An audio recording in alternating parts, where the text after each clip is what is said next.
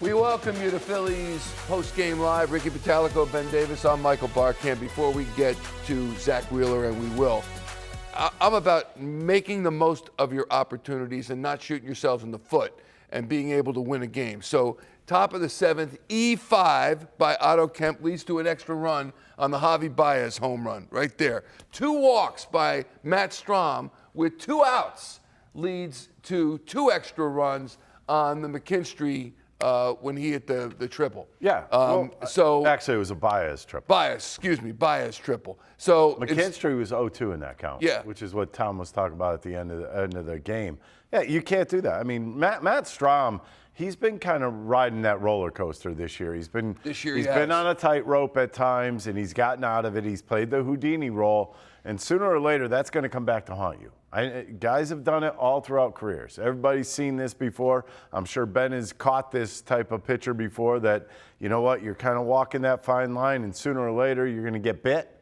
Well, he was bitten today. Yeah. Ben, when we talk about Zack Wheeler, and we see how he struggled again, 3 earned runs. He gave up 4 runs, 3 of them earned. So now he's given up 3, 4, 4, and 2 earned runs in his last 4 starts. I know you told the guys that he'll come back and right the ship. I'm concerned of what's going on with him because he's going from a Cy Young contender to a pitcher that is struggling at the wrong time. Yeah, it didn't seem like he had that good zip on the fastball today, the good finish on the 4-seamer at the top of the zone. We saw a lot more sinkers today out of him, a lot more sweepers out of Zack Wheeler today. So maybe that was just in a pitch he didn't feel comfortable with or didn't feel like he could get it by these Tigers hitters. So again, this is a guy that 6 innings, 3 earned runs. I know that equates to a 4.50 ERA, but it still is considered a quality start. Zero walks and 10 punch-outs. And that shows you really how good. We saw it a couple starts ago against the Red Sox. Didn't have his best stuff, but still able. 0 walks, 10 strikeouts. Exactly what he did again this afternoon.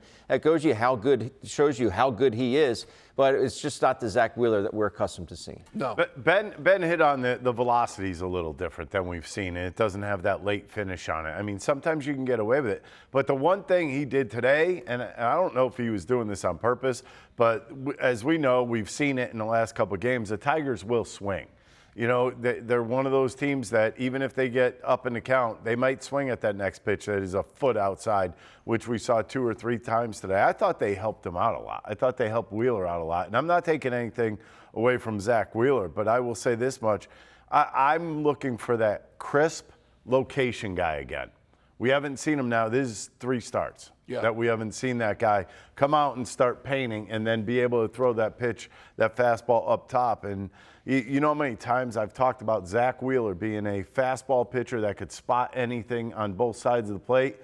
That's the guy we're missing right now. Zack Wheeler, 98 pitches, 10 strikeouts, and his counterpart, Tarik Skubal. And after that, he was on absolute cruise control. And I will say this much. The Phillies had that long half inning, or the Tigers did, and they still, A.J. Hinch brought him back out in the 7th inning. I thought that was a little bit of a mistake at that point, and he looked flat, and the Phillies took advantage of it. Yeah, but here's the thing. You got to pitch all the way through, and Tarik Skubal failed to do that. There was the 7th inning. Harper gets a hit, and then he gets doubled in by Real Muto. Castellanos homers, Real Muto scores, and all of a sudden it's 5-3. So they did get to Tarik Skubal after all that success he had against this Phillies lineup. How about Zack Wheeler? Didn't have his best stuff. Dude still had 10 strikeouts today. He only gave up 3 earned runs. I know we're saying it's not the same guy that we saw a little bit earlier in the season, but I think he's going to get back to it. I would think maybe, you know what, the innings caught up to him a little bit.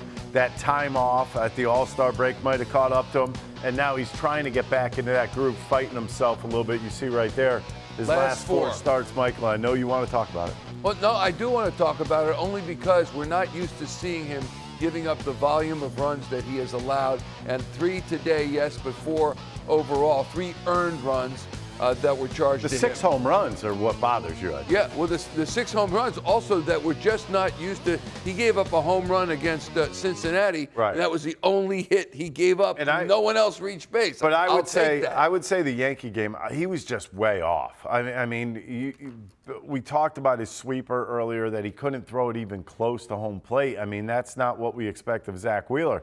I think that was rust. I mean, when you're trying to get back into the groove of pitching every fifth day and you're pulling your breaking ball as far as he did against the Yankees, that was a problem. But now what we're seeing is his fastball's just flattened out a little bit. You got to stay with it a little bit longer. Got to make sure you're finishing. All right, so yes or no? A dead arm at all, do you think? He could. I mean, the velocity really doesn't change much with a dead arm, but the finish does. Okay, how about tipping pitches? No way? Oh, come on now. Oh, you can't have that same excuse for every single pitcher. Zack Wheeler's been around forever. If he was tipping pitches, I think he might notice it before anybody else But does. it's been a long time since he has lost games like this. Okay, but I want to ask you More something. command. Yes. Let me ask you something. You saw those 3 pitches that were hit for home runs off of Zack Wheeler today. Mm-hmm. It's way too much of the plate? Yeah. All right, then there's your problem. It's not tipping pitches. It's throwing the ball to bad spots. But he's a guy who usually figures that stuff out straight away. But you're also sometimes not. But in-game. you're also not seeing 98, 99 miles an hour right now. Right. Which is why I brought You're up seeing dead more arm. Which is why I brought up maybe 94, 95. Anything else at play? That's all. Could be. Because he. But I don't know that they haven't said that. So, Right. I mean, you Yeah, can't and just this is assume also that. a ball club that has had the best record in the American League for quite a while. In all of baseball, for that matter, they had the best record in baseball for pretty much the entire season. So this is a ball club that, yes, they play in the American League Central, which is the greatest division in the world. But this is a team that's put together to win and win now. And obviously, they made a lot of changes at the trade deadline, and they have some guys in that they're really performing well in that lineup. Meanwhile, Phillies Not have in the lost bullpen. 4 of their last. Not in the bullpen. They've lost 4 of their last 6 games. Here's Rob Thomson in the clubhouse post-game. Rob Wheeler, what did you see from him today with the 3 home runs? Oh, just mislocation. I do think since the complete game, that's probably the best command he's had. Strike throwing ability. The pitch to Keith, just kind of yanked to the middle third, inner third. Carpenter's home run was a 4-seam up, probably at the top of the zone. So he laid a good swing on it, and Baez just jumped him, and he left a 2-seamer up. So. Talked a lot about the control and the command with him, but velocity-wise, overall the velocity seems the same, but he's not really reaching back for 98, 97 like he does a lot. Well, he touched 97 today. He was pretty much 95, 96, so I don't worry about that. What did you see from Skubal? Oh, it's really good stuff. I mean, fastball movement. He's got a lot of carry. Changeup's really good pitch. He can pitch, and he comes right after. He's going to throw strikes. What did you do, I guess, in the 7th inning to get to him? Maybe the stuff ticked down a little bit, but I thought we had good at-bats. Casty got the changeup, which was good to see. Harp leads off the base hit. JT hits the ball off the end of the bat, I believe, down the left field line, right? And then, then Casty got his changeup, so better at bat. When it's 5-0 there, it probably feels like a gut punch, and you got such a strong pitcher on the mound.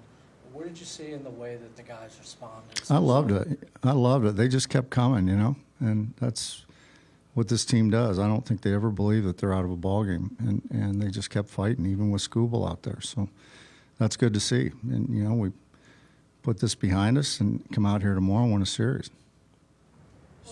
Strom, gets the first 2 outs Yeah. and getting them walks the 2 guys. Did he just kind of lose command? Yeah, just lost the play a little bit, and then Baez hits a 10-hopper down left field line for a triple. So, but I thought he was really good the first couple of hitters. What was the decision making with bringing Zack back out for 7? Just to get after those 2 right-handed hitters, 8-9 guys. Banks was coming in to face Keith no matter what. And that was it. And you kind of got at it, but do you think command has kind of been the big struggle since that near-perfect game against Cincinnati for Zack? Yeah, for the most part. Yeah, I thought, I haven't looked at the numbers, but I thought in the game against New York, his last start, the velocity was a little bit lower than today. And certainly the command was much better today. So maybe we're trending in the right direction. On the Baez one down the line, did Wilson think it was going to kick off this side? Yes. Yeah.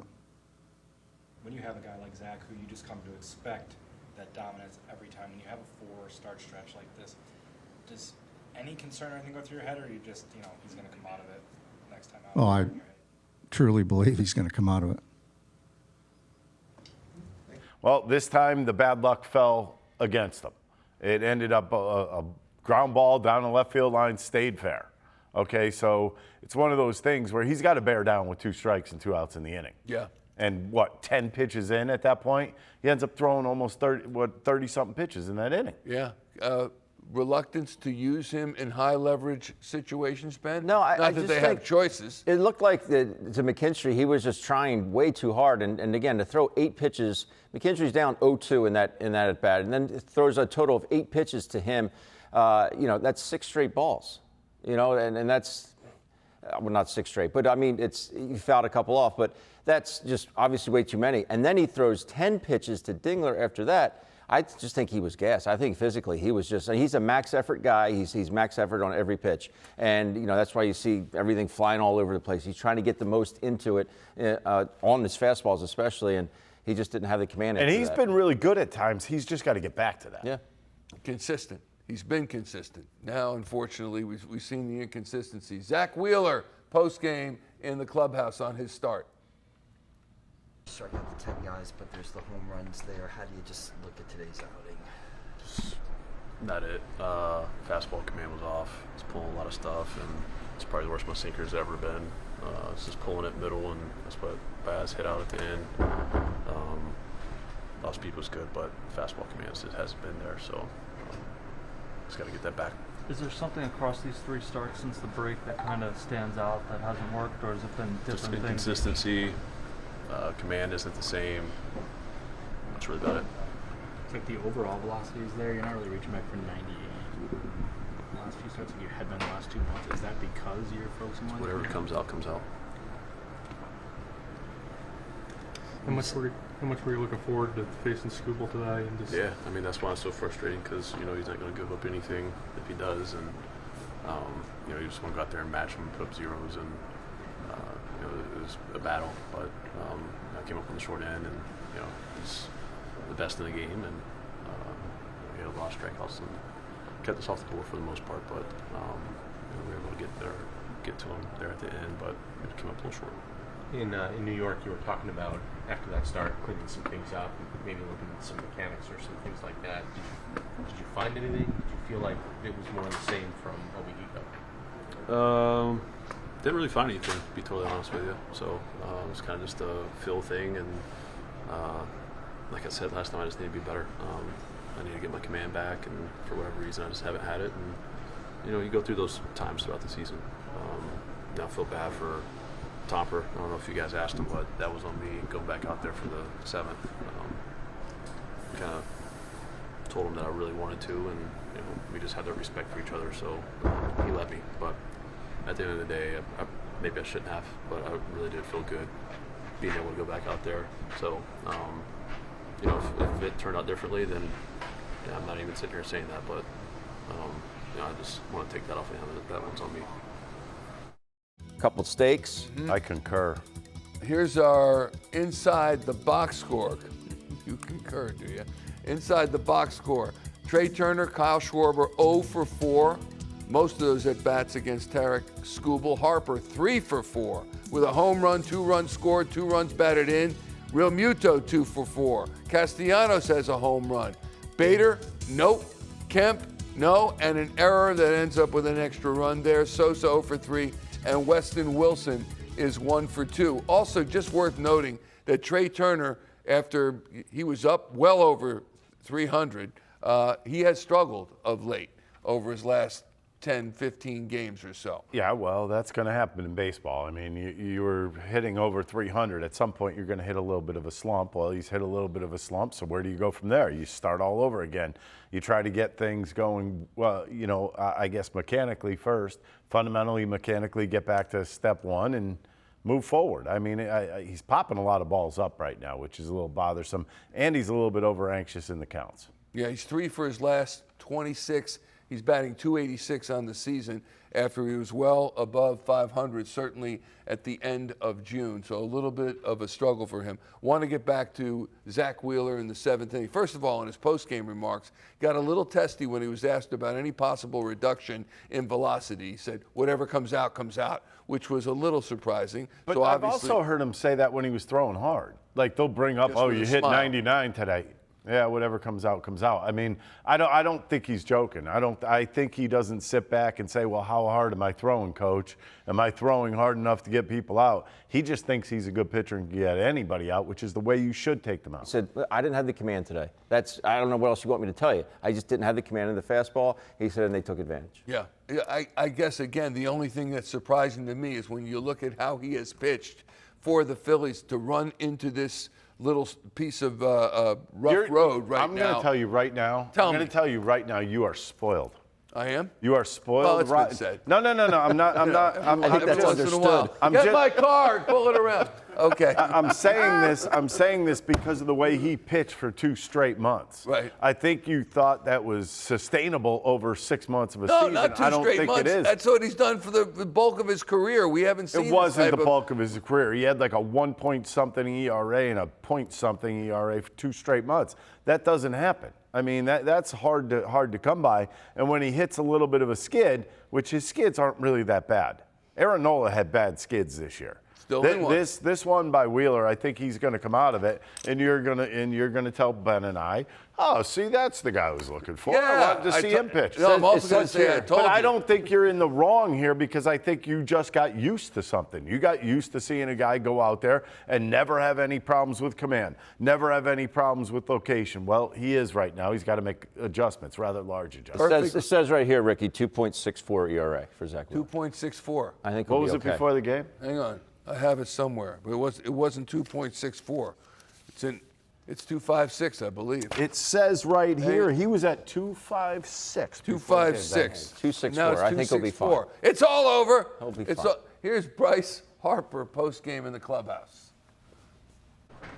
Obviously, you guys got to him a little in the 7th, but what was facing Skubal like today? Yeah, obviously he's a top lefty in the game, top pitcher in the game. It's always fun going up against a guy like that. He competes, man. He's big competitor out there. A lot of fun to play against and compete against. But we got to remember that. What makes his changeup so tough? Is it just the difference in speed between that and his fastball, or is there some deception to it? What makes it so tough? Yeah, I mean, he doesn't throw too many to lefties. He'll go here and there. But obviously he's got the depth on the pitch, and he knows what he needs to do and where he needs to throw it. You kind of got to jump on him as early as you can because it's once he gets settled in, it's super tough. So, he threw a great game today. What do you think allowed you guys to get to him a little bit in the 7th there? Yeah, I mean, just hit some pitches that were over the plate and didn't miss. Like I said, when he gets kind of solidified into a start and kind of gets comfortable, it's really hard to beat.